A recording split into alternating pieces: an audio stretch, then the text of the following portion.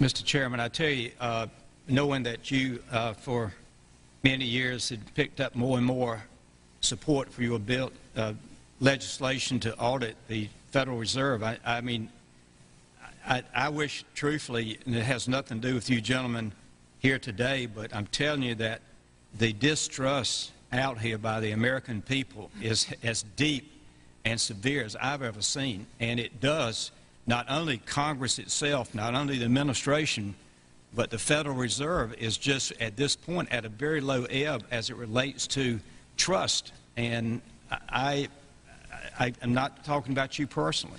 You're two men of high integrity, I know that.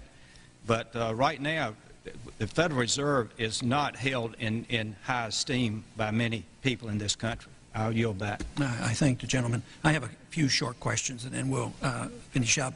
The one thing is, on a follow-up on what Mr. Jones says, is the confidence is very low. But when you speak of independence, and I understand your terms, and I disagree with the need for that, but I understand it. But what people hear when you say independence, they hear secrecy. You know, you're going to keep it from us. And like the point I made at the beginning, the SEC is to pressure companies to reveal information, where the Federal Reserve does the opposite. They want, no, we can't tell anything because it might disturb the markets. But I do have one question. During the crisis, or any time that you're aware of, has the Federal Reserve or Treasury participated in any gold swaps arrangements? We don't. The Federal Reserve does not own any gold at all. We have not owned gold since 1934.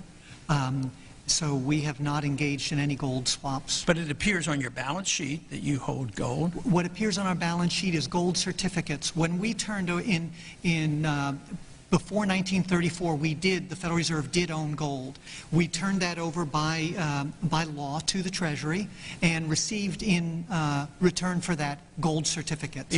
If the Treasury entered into, because under the Exchange Stabilization Fund, I would assume they probably have the legal authority to do it, they wouldn't be able to do it then because you have the securities for essentially all the gold? No, we have no interest in the gold that is owned by the Treasury. We have simply an accounting document that is called gold certificates that represents the value at a statutory rate and still that we gave to the Treasury in 1930. And still measured at $42 an ounce, which makes no sense whatsoever. But, you know, the conventional wisdom today says that gold is really not money. We don't want it to be money. I mean, if you're for the gold standard, there's something wrong with you. Yet we hold the gold. And, you know, there have been suggestions made, and I've sort of, you know, encouraged the suggestion. You know, if gold is not money and it's an asset and you don't even use it because it's on your balance sheets and you don't even use it at the real value, would you have a position on this? Why shouldn't the Treasury just sell the gold, give it back to the people? The people had it at one time. Let the people have it. Would you have any objection to that? Would you advise us and say, no, that's not good. We ought to hold the gold. Do you think holding the gold is a good idea or a bad idea? So I have no position on that at all. That's clearly no position. Treasury. It's a matter for the Treasury. It's not within the purview of the Federal Reserve. Mr. Baxter, would you have an opinion? My opinion is I agree with Mr. Alvarez. No position. Well, it's amazing because I've asked questions of the Federal Reserve, you know, the members of the board for years, and whether it's been Mr. Greenspan, I can't recall exactly whether I've asked Mr. Bernanke, but it's always, well, no, we have to hold on to these assets. But if it's not money and we don't need it, we're not going on a gold standard, I mean, I would think that they shouldn't be holding it. The reason I ask that is the truth is gold is money, and people don't throw it away, and people do cling to it. But I would be really, there's a lot of people who suspect, because of this lack of transparency, that there's been a tremendous amount of gold swaps and loans made, and central banks sold a lot of gold after these the last 10 years. A lot of the gold has left the West and has gone to the East. and the central banks that now have positive trade balances, they buy up the gold. There has to be a message in there and a significance, even for those who don't want the restraints of gold. It has to be a message out there that we should look at, because we're in a financial mess. And it has to do with our monetary system, and it's being reflected today in rising prices and a weak economy, and just printing all this money isn't doing any good. All this stuff that's been done for 3 years, and you look at the economic statistics now, they're horrible.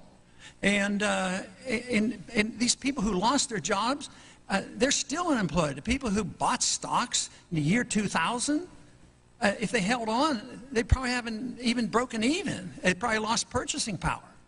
So eventually, I know this is off the subject a little bit, but it is reflected only in that we don't know exactly what goes on, and people, when they don't know, then they get suspicious, and they say, well, it's kept secret from us. Why aren't we allowed to know? And we just march on. And the type of dollars we're talking about, and when we hear about this money going to central banks and banks that Gaddafi was a part owner in, I mean, this stuff is this really stirs up the emotions of a lot of people. But I do appreciate you being here, and I know that there'll be a lot of questions. There will be written questions submitted, and we'd appreciate your cooperation and send us our answers back. And I thank you. Thank you very much. Thank you, Chairman. This hearing is adjourned.